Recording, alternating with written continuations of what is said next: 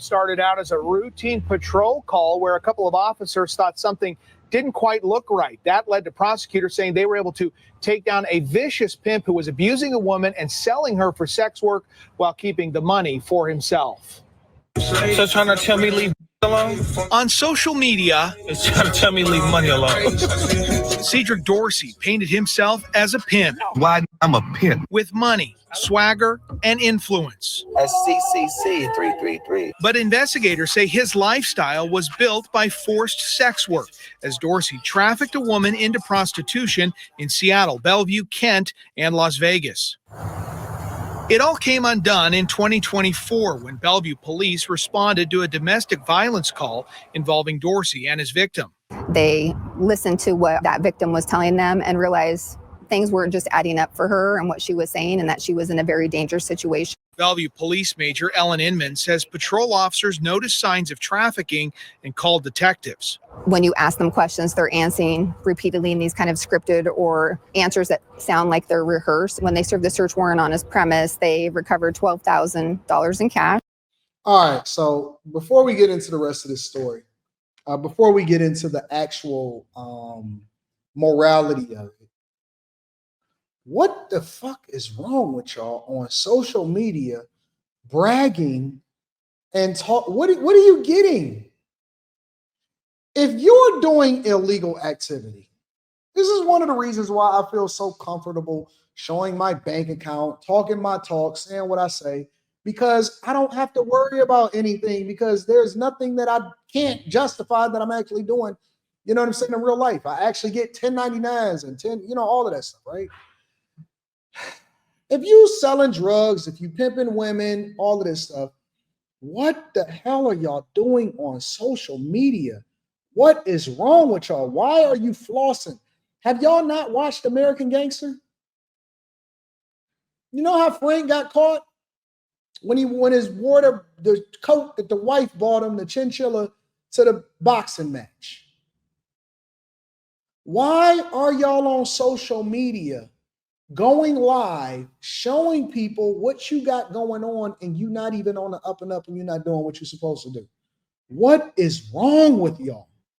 Don't y'all know that it's people that got out of the game years ago, over a decade ago, because they started seeing other pimps getting all of these football numbers, that they switched the laws a long time ago? And most of the people that's getting arrested today, they're not getting arrested for regular stuff no more. The dope boys, the pimps, all of these people, anybody that was doing any crime, domestic violence and stuff like that, everybody, have y'all noticed this? It don't matter if you're a celebrity or you a local person that was just flossing too much on social media. Did y'all know that everybody is getting 2 charges? RICO and trafficking. Running a criminal organization or moving something or somebody across state lines that they wasn't supposed to be with in the first place.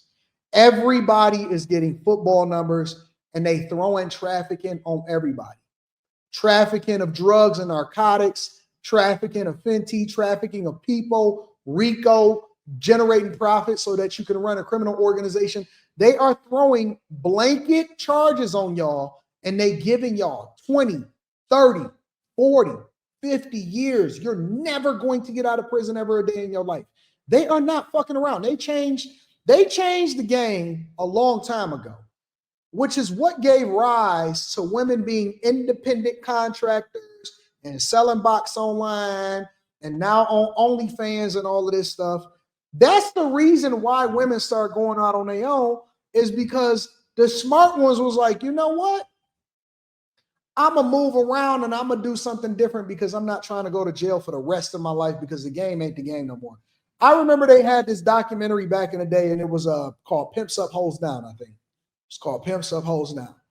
And they was having the annual ball, and it was hosted by the who's who, and the pimps was coming in, and they was on some, you from Detroit, you running Detroit, you running Chicago, and I'm over here in Oakland, and the pimps is pimping, and hey man, it ain't my game, man. If she chose me, and from Memphis, If she chose me, I don't, and they started documenting it. Yo, family, we don't do no gorilla pimping, because if you got a pimp with your hands, that means you ain't pimping with your mind, player. And if you can get her with your hands, we don't believe in having to put our hands on them. It's okay to pimp a little bit and make sure that you discipline her, because if she getting out of line, and that means that the other ones is going to see her and they going to feel like they can do the same thing, partner player. You know what I'm saying? But in reality, we pimp here. Gorilla pimping just ain't our thing. That's just too messy. It's too messy. The money don't move the same way. She walking around with bats and bruises on her eyes and on her legs. And, don't nobody want to pay top dollar for no woman that got no bruises on her body. And so we got to make sure that we step our game up. And these new cats, these news players, they just want to put their hands on the women. They don't understand the game. We just going to move a little bit different. That's what they was talking about on the, if you go and watch it, Iceberg Slim, all of that, them books and all of that shit. That's what they was doing. It. We don't do that. If your hoe is on a stroll and she choose me, then that's just what it is. That's what the game was. And so your game had to be strong as acid. Game had to be strong as acid.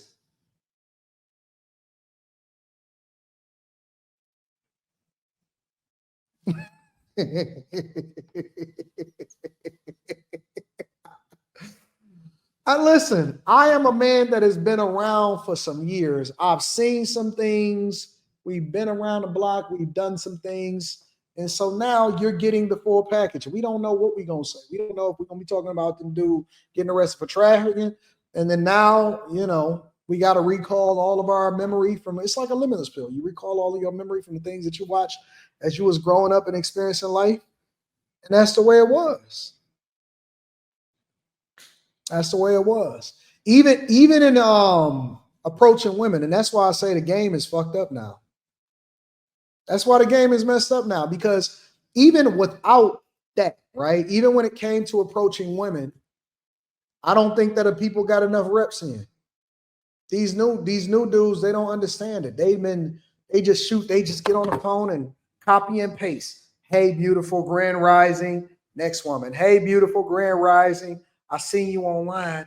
I was wondering, what city you from? Hey, beautiful grand rising. Seen you online. I'm wondering what city you from. Hey, beautiful grand rising. Seen you online. What city you from? Hey, beautiful grand rising. Seen you online. What city you from? Hey, I sent you a cash app. Hey, I sent you a cash app. Hey, I sent you a cash app. Hey, I sent you a cash app. Hey, I sent you a cash app. Hey, I sent you a cash app. And so that's what they call getting reps in. It's different from what we grew up. And that's why y'all don't understand. So you say, man, Anton talk all of that shit. I talk my shit, nigga, and I can back it up. Because she choosing and she choosing up. Because we had to do it differently. We played the game. The game was a day without a number. You had to actually go up to a woman and introduce yourself. And you was nervous as hell when you first did it. Excuse me, what's your name?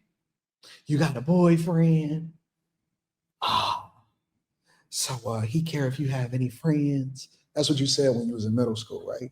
By the time you got to high school, you was seasoned. You know what I'm saying? By the time you got to 11th, 12th grade, you would have to go to the mall, approach women.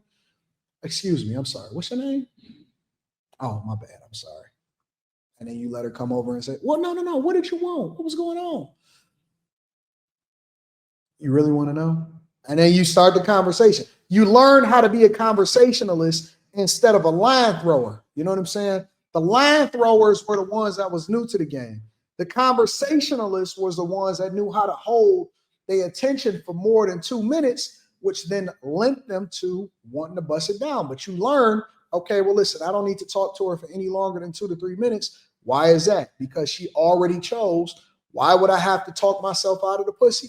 Leave her alone. Hey, listen, let me take your number down.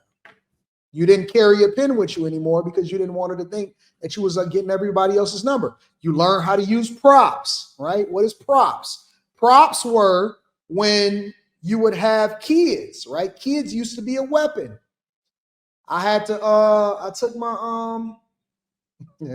little niece to the mall with me. Let her run over. Hey, run over there. Tap her on the, grab her by the skirt real quick. Oh, girl, what my bad. Oh my God, she's so cute. How old is she? Oh, she just learned how to. That's not even my daughter, but you know what I'm saying? I try to take care of my niece. I try to be a good uncle and stuff like that. You know what I'm saying? Because her dad is in the military. That's my homeboy though. Oh my God, she's so cute. You just saying that. You learn how to be a conversationalist. You learn how to use props. You leverage what you you leverage what you had to take advantage of what was going on.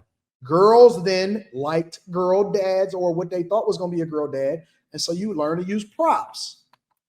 You learn to use things. You know what I'm saying? Everything wasn't so overt. It wasn't so in your face.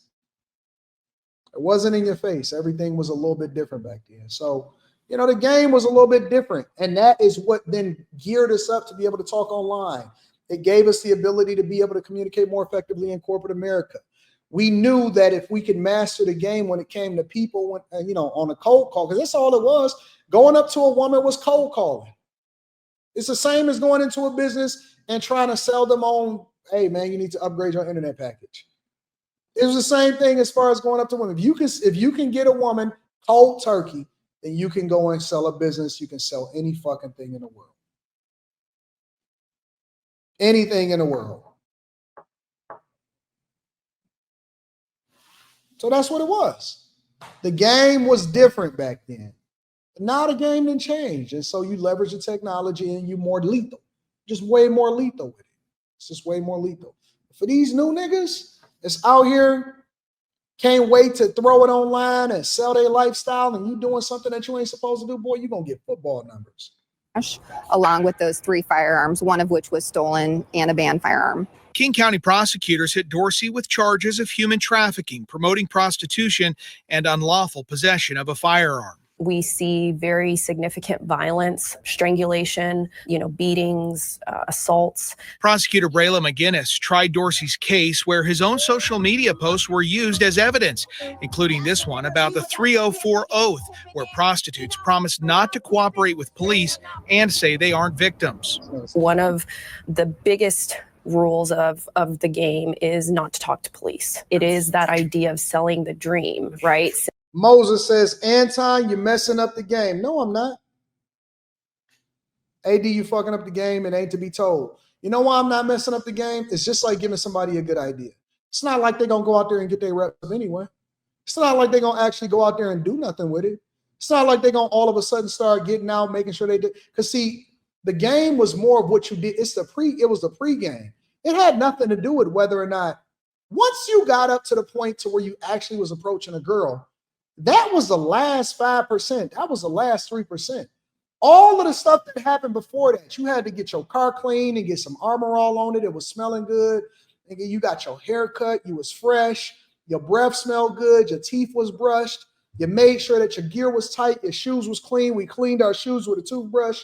All of the stuff that was pregame to get up to it before you ever got to the spot, before we drove over to Belle Isle, before we was driving down 7 Mile, before that. Everything was pristine. You had your pull-out radio in your car. All of your stuff was straight. You know what I'm saying? You had your tracks picked out. Your playlist was right. All of that stuff. So it don't even matter. It don't matter what you tell people. I can tell people I do it every day. Hey, man, this is how you get rich. This is how you do it. This is the consistency. This is what's happening. This is how you do it. Ain't nobody the 1% is going to do it. The 1% of the 1% is going to do it. The rest of them is going to be like, man, that's crazy. So it don't matter how much game you give them.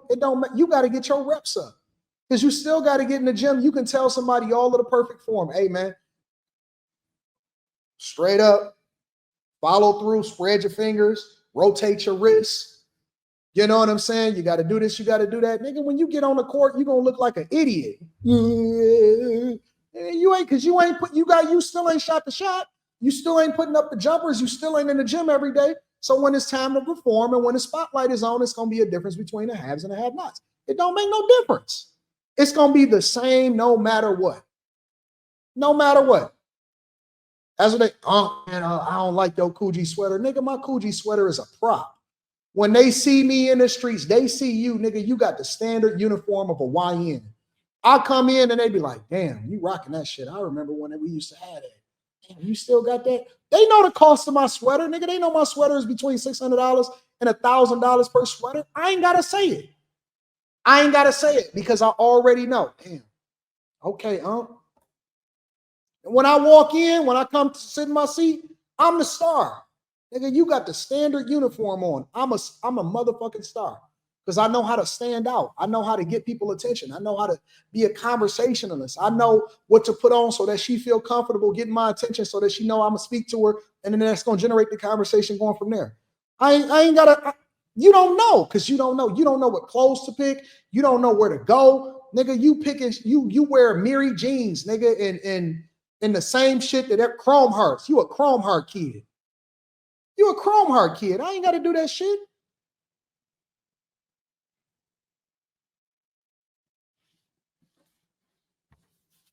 Because if you don't get it, you don't get it. You're going to miss it no matter what. Saying, You just like him. You this nigga right here. You him. Have these nice things. If you come with me, you can have all of this, right? And when you're talking to someone who has had a very rough upbringing or a very troubled life, that's the vulnerability that they exploit. That's the way I look at social media and the use of different ways that people advertise their criminal activity, is that if you make it available for the Bellevue Police Department in this case to access and use as part of our lawful investigation, then that's what we will do. After being found guilty at trial this spring, Dorsey is now starting a 35-year prison sentence. We were able to take a very dangerous criminal off the street and hold him accountable for his actions. Dummy. Now he's going to be facing 35 years in jail. They don't know about betrayal, Andre. They don't know nothing about this, bro. This is way above their pay grade.